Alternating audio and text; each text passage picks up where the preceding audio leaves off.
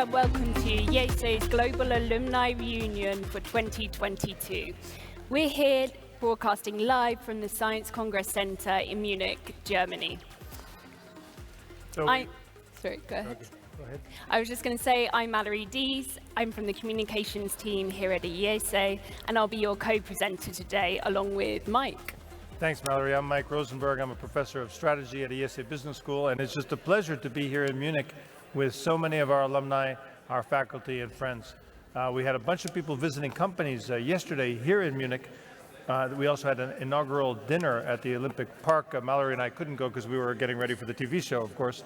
But anyway, we're now live at the Science Center. This is on the campus of the Technical University of Munich, just outside of town. Our program today is all about artificial intelligence. You'll be able to watch the entire live program on the streaming feed, as well as exclusive content here in the studio. The theme of the conference is artificial intelligence using your power for good. And one of the great things about this event is that we're able to bring our global community together from all across the world, from Barcelona to Berlin to Beijing. And actually, in fact, we have around 4,000 alumni taking part today, both here in Munich, but also connected online, because this event is fully hybrid. I also want to make sure we have time to thank our sponsors of the event. This is Banco Sabadell and CaixaBank, as well as Steelcase, which have given us, for example, this lovely furniture that we're all sitting on. The focus of the conference from an academic point of view is really at 4 different levels of analysis.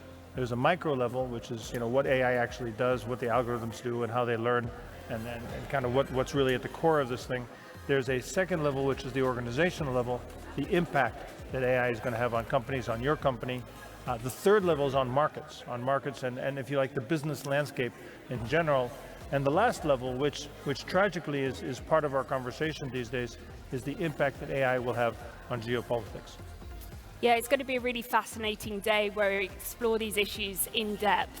But as well as the academic program, we'll also give you sort of teasers and behind the scenes look at the atmosphere here on Munich. So even those connected online can get a sense of what the ambience like and how it's warming up. And actually right now, we have a live connection with our roving reporter, Billy Gray, who is speaking to some alumni just before they go in. Let's go to Billy now.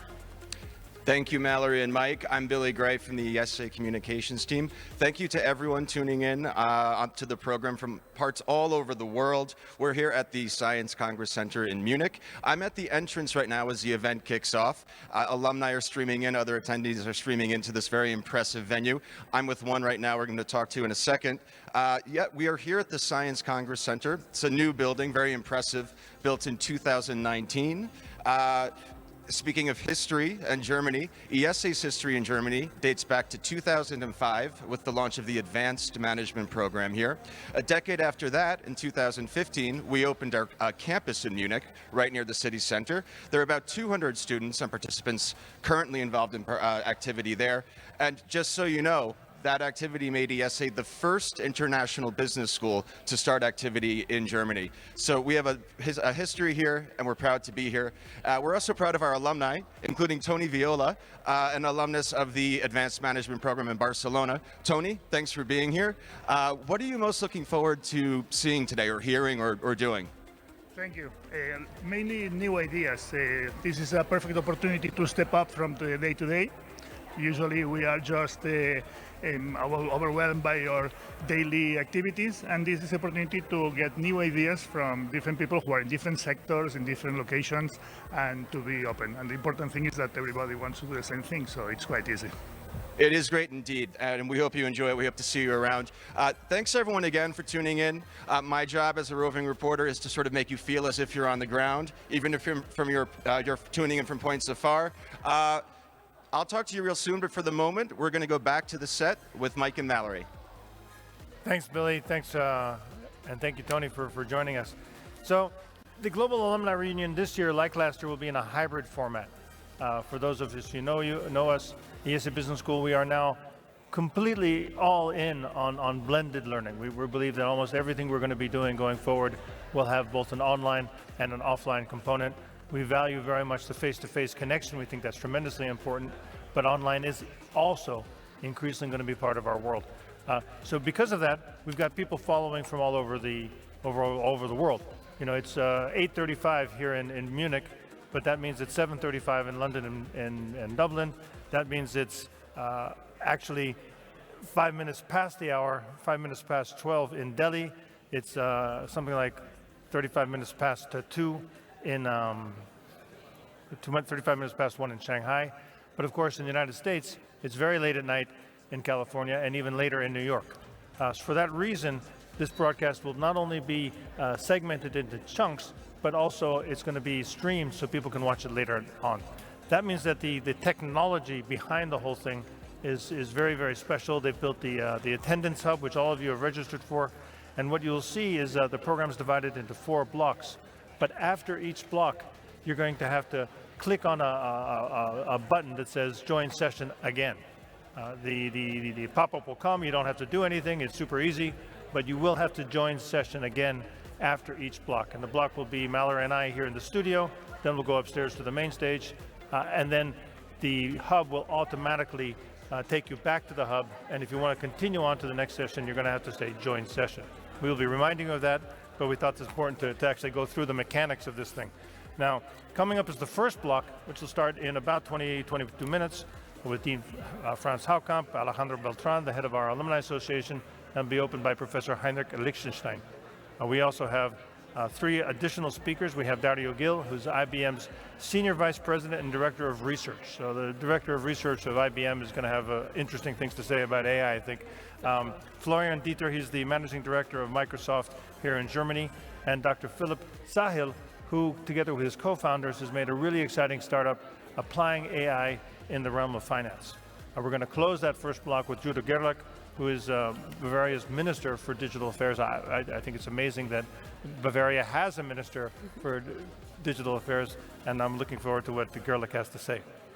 Yeah, it's going to be a fascinating content throughout the day, but we're also here with you with this TV show offering you exclusive content, including a series of live interviews, some debates with alumni and other speakers, and we'll also have many live connections with our roving reporter, Billy Gray. And actually, as we've spoken about this hybrid approach, in the next video, we have Sabrina Voss and Gelvin Velasco from our alumni department who are going to speak to you a bit about the tools that are available to you so you can make the most of your experience here during this event. Let's go to that now. After everything that's happened and everything that's happening in the world, our alumni are asking us to bring them together online, bring them together in person all around the world with our many events. Of course, the Global Alumni Reunion is the flagship gathering.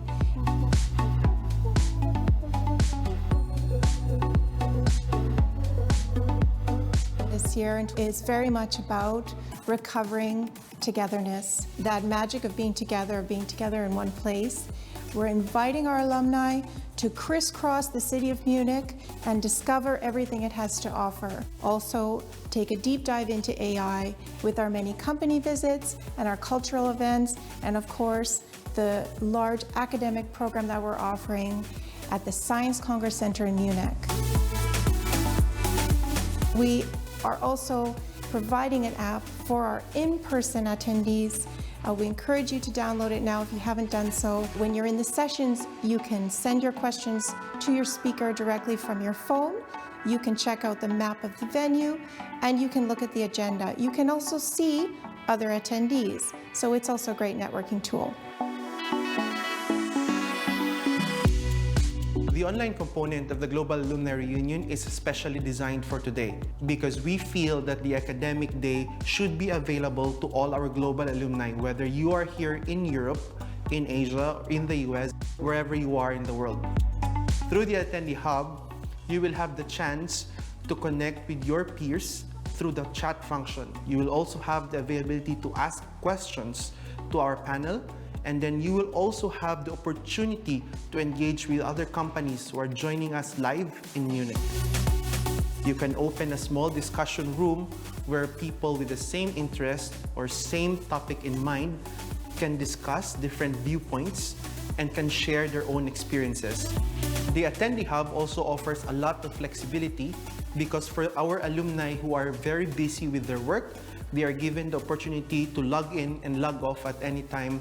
It also gives them the chance to view everything on demand, so it guarantees that they don't miss anything in the show. He's in charge of basically.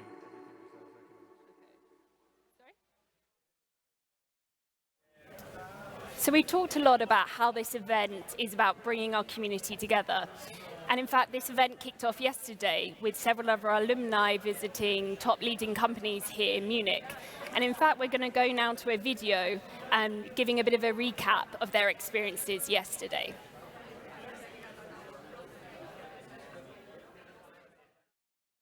This is indeed my first car, so it's very exciting to see the ambiance and the people talking, networking. It's been fantastic so far.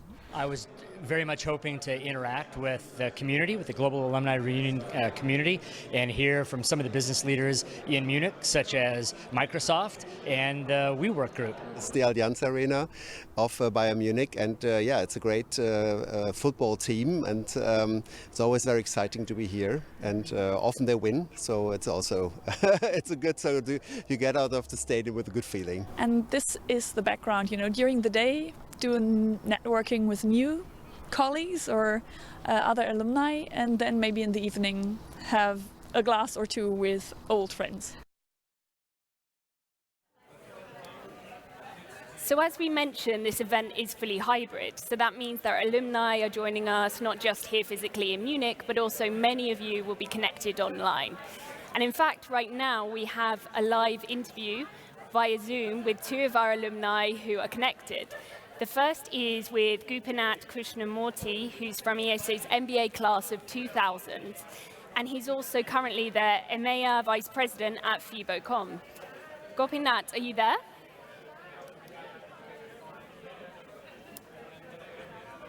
Hello, can you hear us?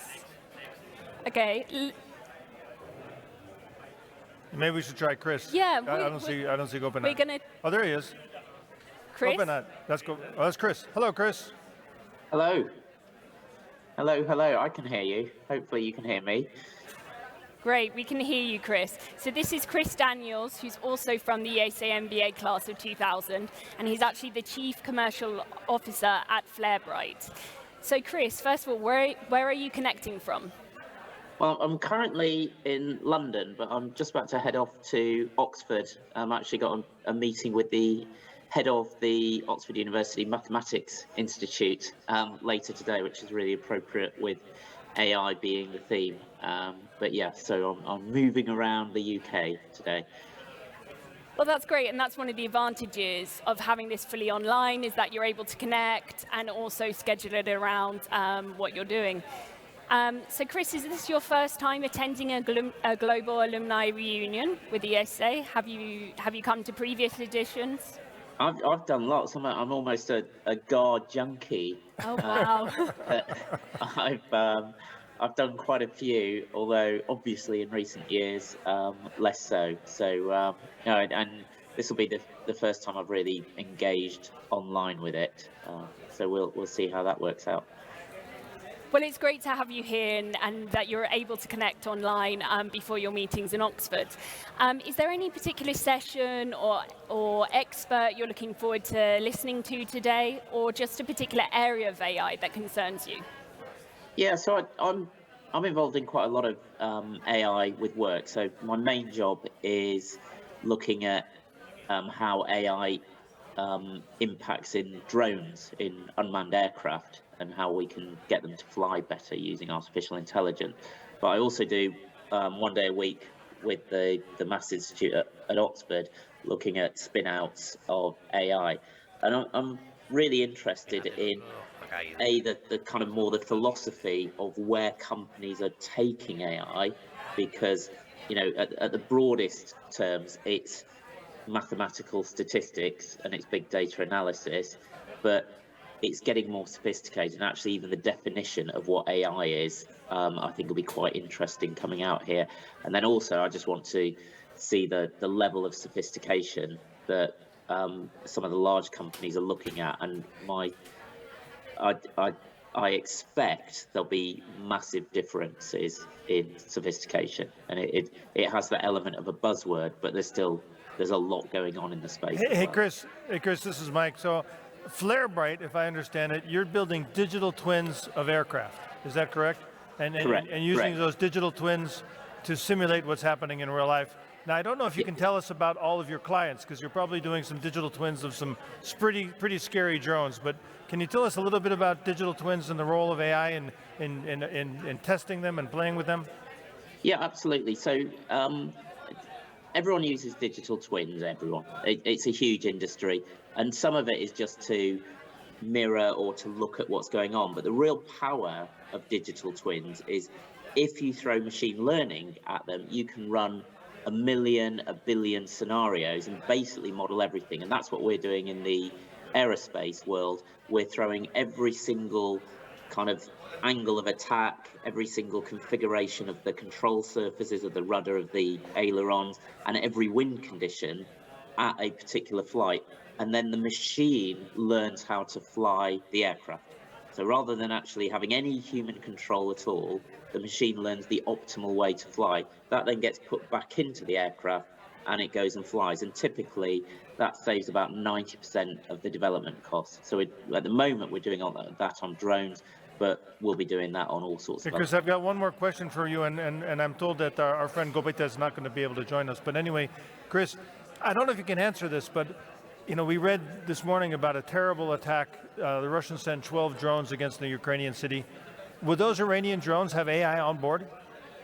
So there's elements of AI. Most AI in drones is visual recognition systems, which consumes a lot of power, and that's why they're fairly unsophisticated at the moment. So it's sort of looking at, is that a tank? Is that a car? Is that, it's sort of that recognition stuff. What we're doing is something different. But again, the drones world, particularly in Ukraine, actually in other conflicts that are going on at the moment, we forget that also, Ukraine is not the only global conflict right now. There's a lot of drone warfare and a lot of artificial intelligence, and it's almost this spy versus spy. So, if we're all happy that you guys are helping the good guys, and I assume you're helping the good guys with your digital twins and your technology. Anyway, Chris Daniels, thank you so much for joining us today. Good luck with your meeting in Oxford, and please tune in later to watch the rest of the show. I will be, for sure. Thank you. All right, thank you, Chris. Thanks, Chris. So we're going to go now to a video with our academic directors, Maria Jane and Javier Zamora. They designed our academic program, and they're going to explain a little bit what it's all about. Can we go to the video now? AI is the new electricity. So in the same way that electricity changed completely society and industry, we are facing today the same revolution with AI.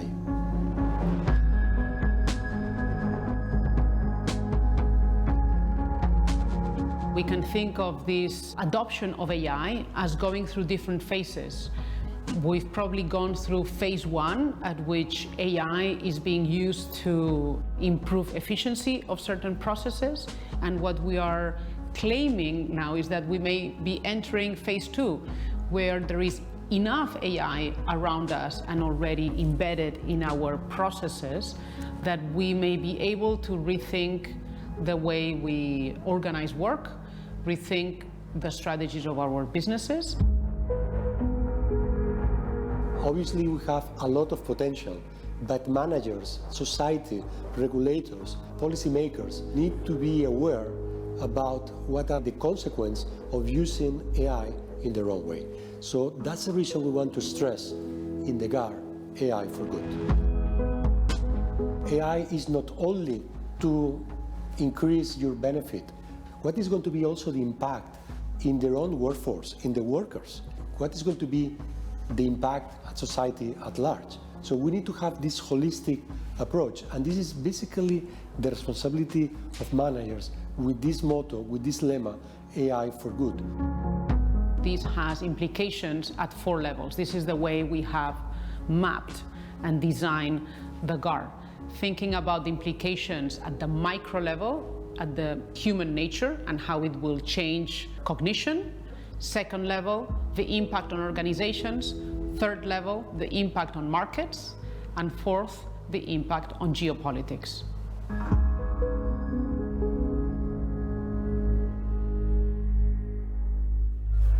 So hi everybody, we're back, and it's my pleasure to have my friend and colleague Samsa Samila with us on the program. Samsa is a professor here at IESE Business School in our strategy department. He's a specialist on this issue of artificial intelligence, and he's been looking at how AI is affecting the business landscape. Samsa, we've talked a lot about this over the last few years. I've heard you say over and over again that AI is a general purpose technology. What do you mean by that, and why is it important? Yes, thank you, Mike. It's a great pleasure to be here. So, general purpose technologies are the foundational technologies of our society, our economies. So, you should think about examples like steam power or electric power. And artificial intelligence has all the signs of being one of those. And what that means is that its applications are absolutely everywhere. We'll find applications in every part of our companies, all sectors of the economy. Most, or if not all, occupations will be affected in some way. But it's also foundational in terms of building new innovations on top of it, enabling new kinds of business models, new kinds of technological innovations that are building on that foundational core of artificial intelligence. So general purpose technologies are really core to everything in our technologically innovation-driven societies. Yeah. So Samsa, you talk a lot about the impact on companies. And you can also look at me, you don't have to just stare at the camera because I'm over here. When we talk about the impact on companies, is it a functional impact, is it a minor impact, or is it a fundamental change in the way the business models are working? It's a fundamental transformation, and as we mentioned, you should think about it as sort of progressing in phases. Let me give you a historical example, steam and electricity. So we had, about 100 years ago, we had a massive transformation of our factories from steam power to electric power. Steam engines are by necessity, by physics, they are large engines. And so you would have one large engine and then run power around the factory in pulleys. Electric engines are very efficient, can be made very small, and you can transfer the power through wires. So you can completely redesign the factory. Now, it took us 20 years in that transformation to completely redesign our factories, completely reorganize the processes and workflows and everything else. So if AI is a general purpose technology of that same scale, we would expect our core organizational processes to be transformed in the same way. We will redesign, restructure our organizations. As AI gets implemented in more processes, we'll realize that it's more efficient, better to do them in a different way using the AI than we've been doing previously. Now they say that data is the new gold. Is the reason that data is valuable for the AIs? Is there a connection between AI and this push for data? And if there is, which kind of data is so important? So data is the core of AI, because all artificial intelligence at this point is, when we talk about deep learning and all of that technology, it's fundamentally patterns in data. You can have a very large data set, and you can train the algorithms, the AI applications, to recognize the pattern and replicate it, whether that's sort of identifying images of brain tumors in scans, or for self-driving cars to understand what's around them, identify individuals, lane markings, traffic signs, and everything else. So it's patterns in data, and so having that data from which you can extract the patterns is absolutely essential. And so for companies, the most important data then is on their customers. Okay. It's especially on their customers, understanding their customer preferences, understanding customer behavior. Getting that customer data is key, and that sort of determines everything else. Now, not everybody would say this is a good thing. So there's some people, Shoshana Subhoff from Harvard, who talks about the rise of surveillance capitalism stuff. But if I understand you correctly, this is happening, yes or yes. There's really, the genie's out of the bottle, and it's too late to talk about whether it should happen or not. It's happening, period. Is that correct? So yes, I really agree with that. So AI is happening. It's happening for multiple reasons. One is that the technology exists already. The bottleneck now is applications, and we're rolling those out as we learn more about the technology, and we're developing more. So that's number one. Second is, it's a global thing. China is investing massively in this. India is investing massively. Russia is investing massively. United States is investing massively. So it's really both at the corporate and the government, and even in the military sphere. Exactly. So massive investments all across the board, all around the world. So it's really happening. It's not a question anymore of should it happen or should it not happen. It's happening. But you also think it's a good thing. The reason I think it's a good thing, yes, I do think that we need it. Our societies need it. Fundamentally because we have declining birth rates, we have shrinking working age populations. We need to increase productivity to keep our societies functioning. We need to be able, the smaller working age population needs to support the growing number of retirees and the entire society. So we need to increase our productivity. We employees, we need to be able to produce more. And to do that, we need technological innovation. We need new technologies like artificial intelligence. And so in that sense, I think it's absolutely necessary. Now, as you've mentioned, it comes with challenges. This transition. Challenges, what some people call the dark side of AI. Exactly. So you mentioned the surveillance. A lot of the data that gets collected is we would consider privacy. We have in Europe we have the GDPR to regulate what kind of data can be collected. And what kind of permissions we need to give for that. And in particular, as I mentioned, the customer data being the valuable one, but that's precisely where we feel our privacy being invaded or affected, and we need to be able to sort of manage that aspect of it, that we still feel like we are, we have a control of our lives. But companies are able to sort of. So data is the gold, but some of it's our own personal data. Exactly, but that's only one of the challenges. There's a whole host of other ones, and the biggest one that I'm particularly concerned about is the labor implications, because if it changes the work processes, it also changes the nature of the human tasks. It changes the skills required for those tasks. It might even change the kinds of people needed for that task. Now, there's a cohort transition always going on, so younger people are learning these skills, but there's a whole lot of people who need to learn new skills, develop new skills, and in order to maintain. Carl Benedict Frey makes the point in The Technology Trap that while humans will find new things to do, people our age who might be doing things for the same way for many years, they may not. They may not be able to reskill, relearn, and figure out something new to do if you're in your 50s or 60s.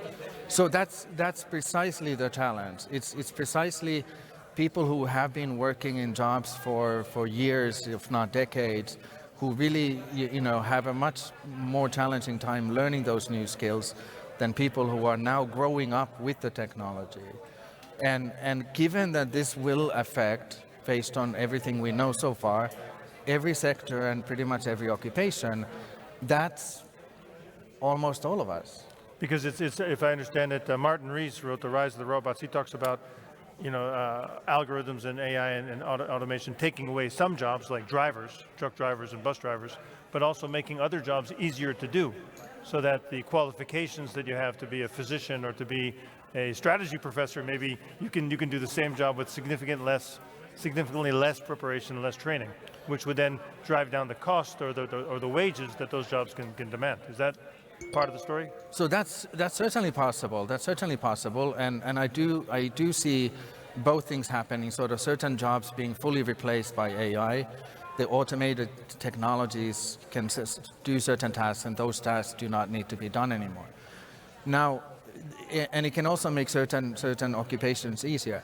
I want to make a distinction between two things, though: task and occupation, task and a job. because what we know from AI, it's going to affect almost every occupation, but it's not, the number of occupations that will get fully automated is small. It's going to touch everything we do, but whether it will be a tool to help us do those things better or, replace the people doing it remains to be seen. Remains to be seen. Now, Samsa, you are the academic director of our program for artificial intelligence for executives. Yes. Which is a program to train people to get their head wrapped around it.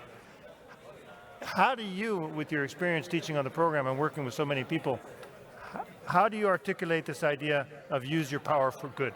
How can we make sure that as we deploy this technology, we do good in the world?